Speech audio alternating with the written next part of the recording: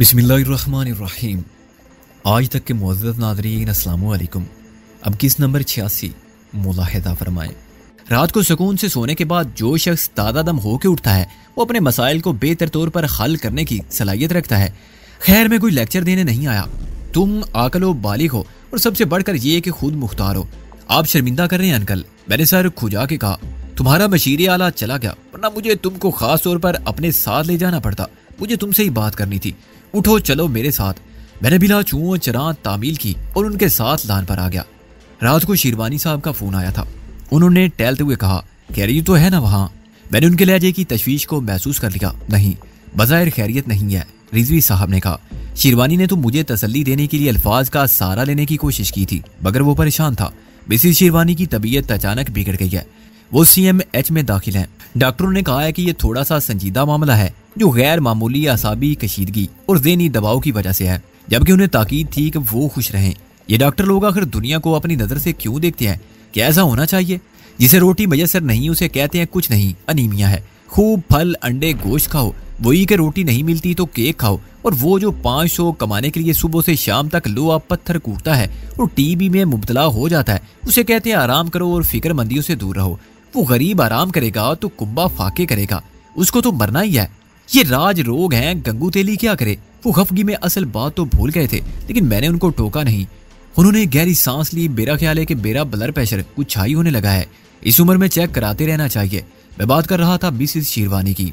क्या खुदा न खास्ता मामला सीरियस है? मैंने डरते डरते सवाल किया। नहीं, अब तो होश में है, मगर डॉक्टरों का कहना है कि उन्होंने क्या? ये तो कुदरत का बहुत पहले से तहरीर करदा फैसला है, इस डॉक्टर सही ना पढ़ सके। बहरहाल जितनी मोहलत उनके अंदाजे के मुताबिक बाकी थी वो आबादी भी नहीं रही है। और कोशिश तो सब ने की थी, लेकिन ये बात मिसेस शेरवानी से छुपी नहीं रह सकी।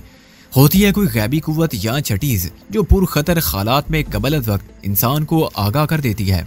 उन्होंने सबको बता दिया है कि उनका आखिरी वक्त आ गया है और डॉक्टरों की राय या दूसरों के दलाइल से सच को झूठ साबित करने की कोशिश बेसुध होगी।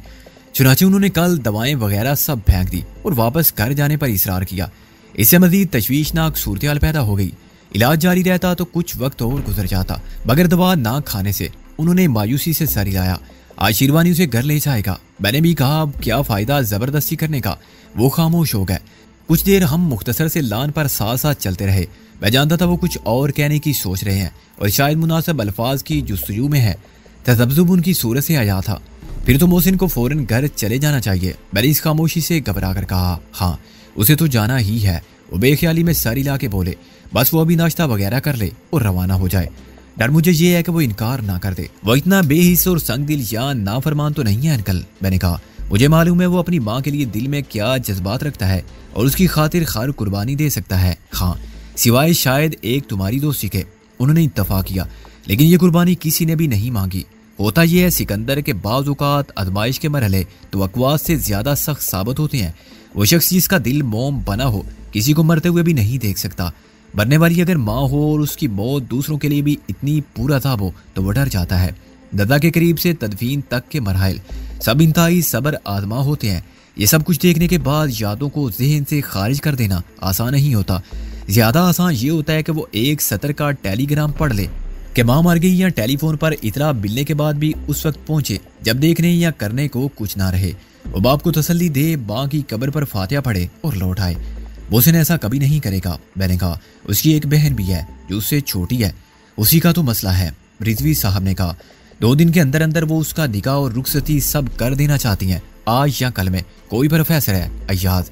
मैंने खोखले लहजे में कहा, यह बात तो पहले से तय थी। तुम्हें कोई सदमा नहीं हुआ? उन्होंने मुझे गौर से देखकर कहा, क्यों? अय्याज बहुत अच्छा आदमी है। मैंने नजर चुरा के कहा, फौजिया उसके साथ बहुत खुश और मुतमईन रहेगी। और तुम? मेरा ख्याल था कि तुम भी उसे चाहते थे, उससे मंसूब थे बाकायदा ना सही। वक्त के साथ आदमी के ख्यालात, उसकी पसंद नापसंद बहुत कुछ बदल जाता है अंकल। हम सब एक मुसलसल तगय्युर के अमल से गुजरते रहते हैं।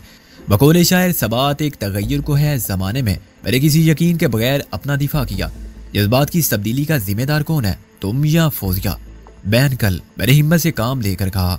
खुद मैंने उसे टर्न डाउन किया, किसी मजबूरी के बगैर। विलायत में रह के मेरे जज्बात वो नहीं रहे थे। ये बात मैंने मोहसिन से भी कह दी और फौजिया से भी। मैं झूठ कैसे बोलता उनसे? रिजवी साहब ने इत्मीनान का गहरा सांस लिया। सुना तो मैंने भी था। अच्छा किया जो तुमने तस्दीक कर दी। मेरे जहन पर कोई बोझ नहीं रहा। उन्होंने गठरी देखी, नाश्ता करना चाहिए। एक बात और बता दूं अंकल, मैंने कहा। मोहसिन की मां ने उसकी निस्बत भी किसी जमील साहब की लड़की से तय कर दी थी, जिसे मोहसिन ने देखा तक नहीं है, उसका नाम तक नहीं जानता वो, मगर वो मां की खुशी के लिए उस रिश्ते को कबूल कर चुका था। हालांकि वो शैला को पसंद करता है और मोहसिन ऐसा आदमी है कि जबर के तहत होने वाली शादी पर भी तमाम उम्र खुश रहने की अदाकारी कर लेता, मगर किसी पर अपना दुख जाहिर ना होने देता। खुदा जो करता है बेहतर करता है, उन्होंने मेरे साथ अंदर का रुख करते हुए कहा। वो बहुत गलत लोग साबित हुए, बात करके मुकर गए। किसी लड़के का पैगाम आया था जो अमेरिका में है। उन्होंने रातों रात निकाह पढ़वा के लड़की को उसके साथ भेज दिया। मैं भूंचका रह गया। इसका इल्म आपको कैसे हुआ? मेरा मतलब है मोहसिन, मुझे शेरवानी ने रात को बताया, लेकिन उसने ये बात अपनी बीवी को नहीं बताई है। उससे कहा है कि लड़की यरकान में मुब्तला है और हॉस्पिटल में दाखिल है, वरना वो तो मुसर थी कि दोनों काम एक साथ हो जाएं। उसे हकीकत मालूम हो जाती तो न जाने क्या होता। अब लड़की को 1 हफ्ता तक हॉस्पिटल में रखा जा सकता है, रिजवी साहब ने कहा। 1 हफ्ता क्या? उसका मतलब है कि मोहसिन की मां इससे ज्यादा खां बरखुरदार। इसका बिल्कुल यही मतलब है, रिजवी साहब ने कहा। जाओ जरा इत्मीनान से मोहसिन को सब समझा दो और फिर जल्दी से नाश्ते के लिए आ जाओ। गुस्ल तो तुम भी करोगे। मोहसिन और बेगम रिजवी सोफे पर बैठे बड़ी मताने से गुफ्तगू में मसरूफ थे। यह बहुत गैर मामूली बात थी।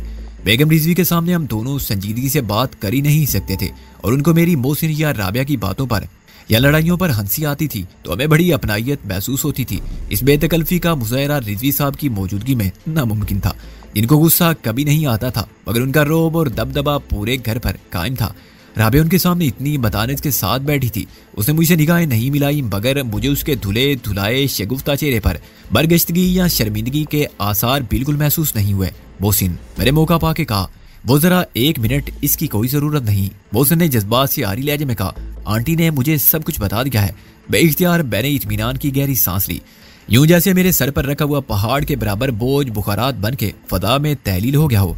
थैंक यू आंटी, आपने मेरी मदद करके मेरी मुश्किल आसान कर दी, मैंने कुछ देर बाद कहा। अब क्या प्रोग्राम है? मोहसिन अभी पिंडी जा रहा है। बेगम रिजवी ने मुझे इतला की। रेल कार तो निकल गई है, वैगन हर वक्त मिल सकती है। नहाने के बाद मैं नाश्ते की बेद पर पहुंचा तो माहौल मजमूई तौर पर सोगवार था, जो एक कुदरती बात थी। आप मोहसिन के साथ चली जाएं, रिजवी साहब ने कहा, और गाड़ी ले जाएं। बच्चों का क्या होगा? बेगम रिजवी ने बिल्कुल घरेलू बीवियों की तरह कहा। उन्हें भी ले जाना है? नहीं, मेरे ख्याल में उनका वहां जाना मुनासिब नहीं होगा। साथ वालों के घर में उन्हें कोई प्रॉब्लम नहीं होगी, रिजवी साहब ने कहा। हम लोग शाम या रात तक आएंगे। आखिर आप सब लोग हमारे साथ क्यों नहीं जा सकते? बेगम रिजवी ने कहा। मेरा तो कोई मसला नहीं है, रिजवी साहब ने कहा। फोन कर सकता हूँ और बता सकता हूँ कि 2-4 दिन के लिए इस्लामाबाद जा रहा हूँ। सब जानते हैं मैं बिला वजह छुट्टी नहीं करता, कोई मुझसे सबब भी नहीं पूछेगा। मेरे केस में मेरे साथी पेश हो सकते हैं या तारीख ले सकते हैं, राबिया ने कहा। उसका लहजा बिल्कुल नॉर्मल था। मुश्किल है सिकंदर के लिए, रिजवी साहब ने कहा। यह अदालत की इजाजत के बगैर शहर से नहीं जा सकता। तुम्हारी अगली पेशी कब है? उन्होंने मुझसे मुखातिब होकर कहा। अभी काफी दिन है, मैंने कहा। इजाजत मिलने में कितना वक्त लग जाता है? इजाजत अदालत की स्वाबदीद पर है, राबिया ने कहा। आज ही मिल सकती है, इनकार भी हो सकता है और उसके इम्कानात ज्यादा हैं। क्यों? जब मेरे ज़ामन मौजूद है। मैंने कहा अदालत के इख्तियारात को चैलेंज नहीं किया जा सकता, उसके खिलाफ अपील की जा सकती है, राबिया ने कहा। वो जज इस मामले में बहुत सख्त है। जिसके पास तुम्हारा केस है वो तुमसे 10 सवालात करेगा और फैसला ये देगा कि इजाजत देने का कोई जवाब नहीं, क्योंकि मुल्जिम का इस खानदान से बराह रास्त कोई रिश्ता नहीं है। अपने माँ बाप और भाई बहन हों तो इनकार का जवाब नहीं रहता।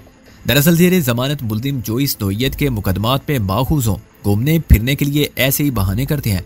फलां दोस्त या किसी कदर की फैमिली में कुछ हो रहा है, झूठ सच का पता चलाना मुश्किल होता है। तुम छोड़ो इस सारे चक्कर को, बेगम रिजवी ने कहा। अभी ना पेशी है ना कोई समन आने को है। ये खिलाफे कानून है बेगम, रिजवी साहब ने दबे दबे लहजे में कहा। हाँ हाँ है, मगर तुम सड़क पर से गुजरते तो कितनी जगह तुम्हारी नजर खिलाफे कानून काम होता देखती है, मगर तुम नजरअंदाज करके गुजर जाते हो। खुद तुम्हें लोग गलत साइड से ओवरटेक कर जाते हैं। फुटपाथ पर हुजाम से लेकर फाल निकालने वाले तोते तक सब बिजनेस करते हैं। पाबंदी के बावजूद लोग कारपोरेशन के नलकों पर नहाते हैं। बैर के पुल पर बच्चे तक सड़क से कूदते हैं और इस रेलवे फाटक को बंद होने के बावजूद साइकिल उठा के क्रॉस करते हैं। और शबे बरात पर क्या तुम्हारे बच्चे आतिशबाजी नहीं करते? फिर इस बात को क्यों नजरअंदाज नहीं कर सकते तुम? जो बिल्कुल जायज है। बेगम रिजवी को मैंने कभी इतनी देर तक मुसलसल बोलते नहीं देखा था और ना इस तरह रिजवी साहब के सामने इख्तिलाफ राय करते सुना था। देखा बीबी राबिया, खिलाफतुओं को रिजवी साहब ने मुस्कुरा के कहा। तुम भी वकील नहीं हो, इस घर में भी है। वैसे किसी को मालूम तो नहीं हो सकता अंकल, राबिया ने कहा। लोग तो 3-3 महीने तक समन वसूल नहीं करते। घर में मौजूद होने के बावजूद ऐसा कोई इंतजाम कर लें कि कोई आए तो कह दिया जाए मोहसिन साहब डॉक्टर के पास गए हुए हैं। यकलख्त उसे एहसास हुआ कि ये आखिरी जुमला जो गैर इरादी तौर पर उसके मुंह से निकल गया था कितना गलत था। अगर ये इंतहाई जरूरी है कि इस वक्त हम सब वहां मौजूद हों। बेगम रिजवी ने फौरन खला को पुर कर दिया। तमाम उम्र पछताने से भी बाद में कुछ हासिल नहीं होगा। इस बच्ची की रुखसती में हम शरीक ना हुए तो कौन होगा। मोहसिन अचानक उठा और बाहर निकल गया। उसकी हालत किसी से पोशीदा ना थी। वो बर्दाश्त कर रहा था मगर उसका दिल रो रहा था। मैं उसके पीछे लपका। फिर मैंने राबिया को अपने पीछे आते देखा। ठीक है, रिजवी साहब ने भी नाश्ता अधूरा छोड़ के कहा, हम सब जाएंगे अभी 1 घंटे के अंदर अंदर। मोहसिन अपने कमरे में खड़ा था। मैंने उसके कंधे पर हाथ रखा तो वो पलटा और मुझे उसकी आंखों में आंसू नजर आए। ये जिंदगी में दूसरा मौका था जब मैंने उसकी आंखों में आंसू देखकर खुद को बेबस महसूस किया था। मोहसिन बाहिम्मत और अपने दुख को हंसकर झीलने वाला आदमी था, जिसकी निगाह हमेशा जिंदगी के रोशन पहलू पर रहती थी। पहला जज्बाती सदमा मरियम की मौत थी। उस हादसे की इतला मिलने के बाद वो सारा दिन रोता रहा था और फिर महीने भर तक गुमसुम फिरता रहा था, खोया खोया सा और गिरदो पेश से बेखबर। उसकी नजरें इधर उधर कुछ तलाश करती रहती थी और वह यकलख्त ज़हनी तौर पर गैर हाजिर हो जाता था। कभी बात करते करते चुप हो जाता था, महफिल इशारा में तनहा रह जाता था। फिल्म या थिएटर के दौरान में एहसास होता था कि उसकी तवज्जो सामने के मंदिर से हट गई है और वो कुछ और सोच रहा है। मैंने जब भी उसे टोका उसने एतराफ़ किया कि यार ना जाने क्या बात है, बाजी की मौत को मैं हकीकत समझ के तस्लीम कर चुका हूँ। अब ऐसा लगता है कि मेरा कुछ खो गया है, कोई ऐसी चीज़ जो मुझे बहुत अजीज थी। मैं सोचता हूँ वो क्या चीज़ थी। जब टटोलता हूँ क्या कोई नोट गुम हो गया है, पर्स गिर गया है। सड़क पर चलते चलते ख्याल आता है कि कुछ था जो अब नहीं है। क्या था? दरख्त, खंबे, इमारत, दुकानें, कोई साइन बोर्ड। 1000 बार देखे बाले मंदिर में से क्या गायब हो गया है। मैं गौर करता हूँ और सब कुछ वही होता है। तेरे साथ या दोस्तों से बातें करते करते यकलख्त अपने बचपन की कोई बात याद आ जाती है। बस ये कि बाज़ औक़ात किसी कसूर के बगैर पिटाई हो जाती थी तो वही मुझे तसल्ली देती थी और प्यार करती थी कि भाई 9 मरतबा तो कसूर होता है ना तुम्हारा, 10वीं बार बेकसूर पिट के तो क्या हुआ। 10% जुल्म तो कुछ नहीं। जब तुम दुनिया में कदम रखोगे तो देखोगे कि दुनिया में कितना जुल्म हो रहा है। बेगुनाह मारे जा रहे हैं, तुम्हें 50% इंसाफ भी मिल जाएगा तो समझना बहुत खुशकिस्मत हो। 10% मुकदमात में तो हर जगह गलत फैसला हो सकता है। बिला वजह ख्याल आ जाता है वो बेसन का हलवा कितना अच्छा बनाती थी। यह मोहसिन के लाशऊर का कसूर था जो पुरानी यादों के एल्बम से बोली बसरी तस्वीरें निकाल के मौका बेमौका उसके सामने पेश कर देता था। मैंने उसकी बहुत दिलजोई की। वो बिल्कुल उस बच्चे की तरह हो गया था जिसके हाथ में गैस के गुब्बारे की डोर रह गई हो, रंगीन उड़ता हुआ गुब्बारा धमाका होते ही गायब हो चुका हो।